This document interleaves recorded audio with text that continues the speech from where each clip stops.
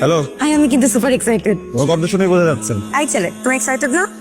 Excited না হলে এরকম পিচ্ছি একটা মেয়ে পাল্লায় পরে সব করি। আচ্ছা, একটা কথা মনে পড়লো, বার্থ সার্টিফিকেট তুলছো? জি, আমার হাতে। আচ্ছা শোনো, তাহলে আজকে বিকাল 4টায় দেখা হচ্ছে। ওকে বাবা, কিন্তু ফোনে এত কথা বলবো না, তোমাকে না করছি না। ও রাখো তো, বাই। সারা জীবন খায়া না খায়া তোর আমি বড় করছি, বড় হইয়া তুই একটা মায়ের বিয়ে করলি, এমন একটা মায়ের বিয়ে করলি যার বয়স 18 বছরের নিচে। আর ওই মায়ের তো দিছে বলতি, এখন ওই মায়ের বাপের মারা গেছে থানায় কেস করতে। যদি থানায় কেস করে, আমার তো সরকারি চাকরি, আমার চাকরি থাকবো। আমি হেলেন দাদা আব্বা, তুই যে বিয়ে করছিস, তুই আমাদের জিজ্ঞেস সারা দুনিয়ার মানুষ জানবো তুই বিয়ে করছিস। হ্যাঁ আমি বুঝতে পারবো।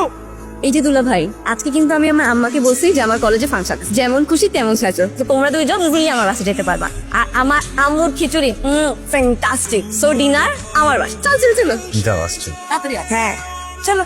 শোনো না, 3 পর্যন্ত তো তোমার বয়ফ্রেন্ড ছিলাম, বাচ্চা তো হাজব্যান্ড হিসেবে প্রথমবার আমরা কিছু চাই। যাও। রিলেশনশিপে সিকিউরিটি ইনশিওর করার জন্য বিয়ে করে ফেললাম।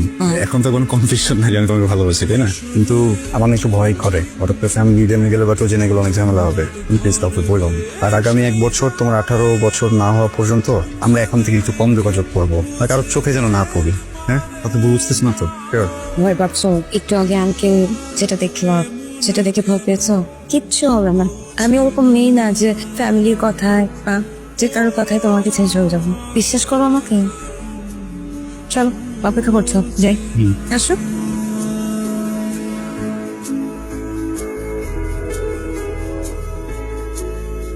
আমি এসে এক ভয়াবহ যন্ত্রণা দিতে, বুঝছো? চাকরি বাকরিও বসেতে পারতেছি না, আবার ধর আব্বা 2 দিন পর পর ধরতেছে আমাদের।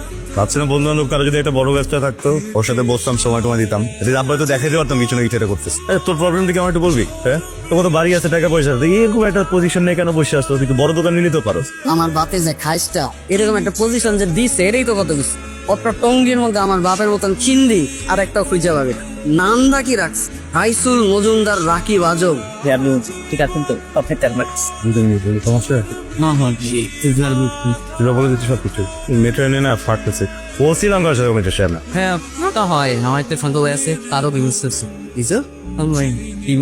ডিভোর্স কেন ভাই? আপনার সুগার ডিভোর্স হয়নি? কেমন গন্ধে? না ভাইয়া, এবার বেশি পাঁচ নাকি মস্করা করার মানুষ তোর? হ্যাঁ, আমার বয়সে?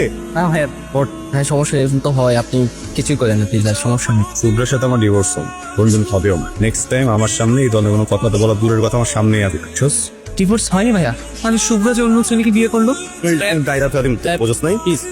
একদম এই জায়গাটা তো ভাই আমি বলি প্লিজ শুনেন, শুভ্রার মামা আর আমার মা বন্ধু হয়েছে, মেসেঞ্জারে আমার ফোন থেকে লগ ইন করে কি কি অডিও দিছে আমি আপনাকে শোনাচ্ছি, শুনেন ভাই। কলারটা অন্তত ছাড়েন, শুনছেন না? এই একটা আর একটা শোনেন, শুনছেন না ভাইয়া? ছবিটা দেখাই আপনাদের, কেমনে হাসতেছে ছবিটা দেখেন ভাইয়া, কেমনে হাসতেছে দেখেন। ওর জন্য ন্যূনতম ফিলিংসে থাকতো খারাপ লাগার।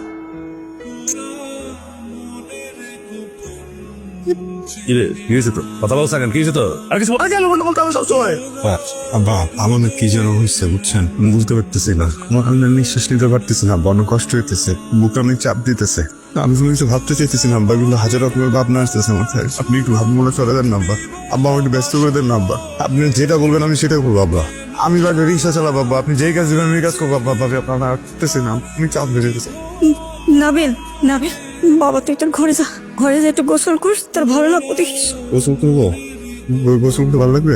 আমি গোসল করি। ছেলের জন্য একটা মেয়ে দেখো, বিয়ের পরে সংসার শুরু করলে সবকিছু ঠিক হয়ে যাবে। আমি এই সম্পর্ক শুরুটা সত্য দিয়ে করতে চাই। আমি পুরোটা জীবন একটা মিথ্যাকে সত্য ভেবে কাটাইছি, তো তাই চাই না যে এই কষ্টটা আমি পাইছি সেটা তুমি পাও। তুমি আমার জীবনের প্রথম মানুষ না, তোমার আগেও আমার জীবনে একটা মানুষ ছিল। তুমি আমার জীবনের প্রথম ওয়াইফও না, তোমার আগে ভালোবেসে আমি একটা মানুষকে বিয়ে করছিলাম। কিন্তু আমি তো অযোগ্য মানুষরা না ভালোবাসার মানুষদের ধরে রাখতে পারে না। আমি তোমাকে কথা দিতে পারতেছি না যে রাতারাতি তোমাকে ভালোবেসে ফেলবো। আমি তোমাকে কথা দিতে পারতেছি না যে রাতারাতি আমি সংসারটা বোঝাই ফেলবো। কিন্তু আমি তোমাকে একটা কথা দিতে পারবো, এই সম্পর্কের মাঝে কখনো তৃতীয় কোনো মানুষ আসতে পারবে না। আর আমি ইউরোপে বা বিদেশে যাওয়ার লোভে তোমাকে ঠকাবো। তুমি প্লিজ একটু গোছায় নিও সবকিছু, আমাকে একটু হেল্প করো, অ্যান্ড প্লিজ আমার সাথে একটু অনেস্ট থেকো। ভিতর থেকে ভাঙা তো, আরেকবার ভাঙলে আর বাঁচবো না। আমি এত কিছু জানি না, আমি শুধু জানি তুমি আমার হাজবেন্ড। থ্যাংক ইউ জীবনটাকে এত সুন্দর করে দেখো। দেখো, আমি তোমার পাশে এভাবে সারা জীবন অনেস্ট হয়েই থাকবো। আমি সত্যি তোমার অনেস্টি অনেক অ্যাপ্রিসিয়েট করি। এই তোমার হাত ধরলাম, সারা জীবন অনেস্ট হয়ে তোমার পাশে থাক, কথা দিলাম।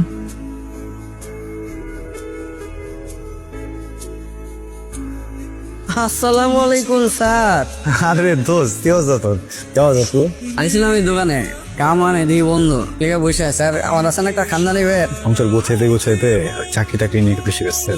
ও ঠিক আছে, অফিসের কাজ, তারপরে যতটুকু সময় থাকে অতটুকু সময় তো আবার রেস্টুরেন্টে গিয়ে নষ্ট। রেস্টুরেন্টে মানে? চা বাবাজি করিস না বন্ধু। আরে আমি দেখি ভাই, আমরা 6 মাস আগে তোর বাবরি নিয়ে একবার রেস্টুরেন্টে গেছিলাম, এর মাঝে আর যাওয়া হয় নাই। সেদিনও তো গেলি, দেখছি না আমি আস্তে করে হেলমেটটা লাগা না দেখার ভান করে সুন্দর করে সোজা হাইটটা গেলি, আমি কিন্তু হাই দিছিলাম। আমি হেলমেট, আমার বাইক আছে, ভুল দেখছস, অন্য করে আমার গোলায় ফেলছস। তোর কি মনে হয় আমি আন্দা, আমি কানা, আমি তোকে দিই না? ভাবির আমি স্পষ্ট দেখছি, তুইও লাগে আসিলি। রেস্টুরেন্টে গেছে ও, হ্যাঁ তাকে মনে হয় ফ্রেন্ড কাউরে নিয়ে গেছে আমার মতো, হয়তো চালান ভাই যেন তুই মনে করছস। হেলমেট তো পরা ছিল বললি। হ্যাঁ যাইতে পারে, কিন্তু বন্ধু বান্ধব বা আত্মীয় স্বজন হইলে কাপল জনে প্রায় তো যায়। লাস্ট 6 মাসে প্রায় দেখছি। ভাই আমি একটু যাই, মানে ওই জিনিসপত্র না হলে রান্না হইব না, বুঝছো? তুই আমার কথাটা শোন, তুই একটু খোঁজ খবর নিয়ে দেখ ভালো করে, মায়ের মধ্যে মনে হয় ঝামেলা আছে। ওই ব্যাপার তুই আমার কলারে হাত দিলি। দিলাম, কারণ তুই যারে নিয়ে কথা কইতেছস আমি জানি, আমার বউ।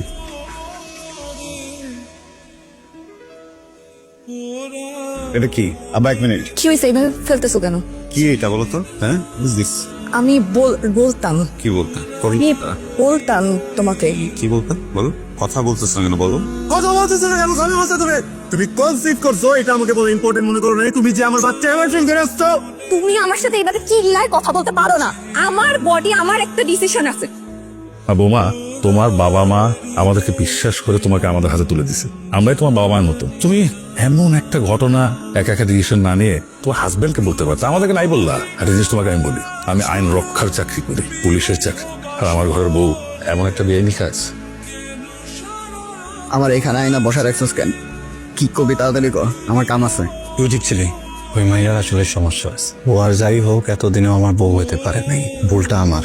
বিশ্বাসের যোগ্য না এমন একটা মানুষকে বিশ্বাস করতে যায়, যে মানুষটা ছোটবেলা থেকে আমার সব থেকে বেশি খেয়াল রাখছে, ওই মানুষটার গায়ে হাত দিয়ে দিচ্ছি, আমার বন্ধুর গায়ে হাত দিয়ে দিচ্ছি, তাই রাখছি। করে সমস্যা, অনেক ব্যস্ত তুই বড় দোকান দিচ্ছিস দেখে কি অনেক বড় মানুষ হয়ে গেছিস গা, তোর বন্ধুর জন্য সময় নেই। তাহলে তোর বন্ধু লুজার, যারা সময় দিতে পারবি না। আমি তো জানি আমি লুজার, অনেক বড় লুজার। আমি যদি লুজারই না হইতাম, এক জীবনে একই রকম ঘটনা কতবারে আমার পাবে আমার জীবনটা না তরবারি হয়ে গেছে গা, বুঝছস? যেটার দুই পাশেই ধার, সেই জায়গায় পা দিয়ে ওই জায়গায় কাটে। এমন একটা জায়গা পেলাম না রে, যে জায়গাটাতে শান্তিতে একটু খাড়ে থাকতে পারবো। ফার্স্টে একজনের ভালোবাসলাম, তার বিশ্বাস রাখতে গিয়ে তারে বিয়ে করলাম। সে কোনো কিছু না বইলা, কোনো কিছু নিজের মতো সংসার গোছায় নিল। আর এবার শেষবারের মতো একটা মানুষের বিশ্বাস করলাম, সেও বিশ্বাসটা ভেঙে দিল। এরকম লুজার বন্ধুর পাশে তুই যদি নাও থাকতে চাস, তোর যদি এত ব্যস্ত থাকে, আমি তোর আটকা মজা এই বন্ধুর জন্য একটা দোয়া করতে পারবি না? তাদের জন্য তোর বন্ধুরা পৃথিবী থেকে তুলে নেয়। দুনিয়ার মানুষ ভালো না, বুঝছস? সবাই লুকায়, তুই ভালো, তুই কিছু লুকাস না, তুই কয়ে দিস আমার।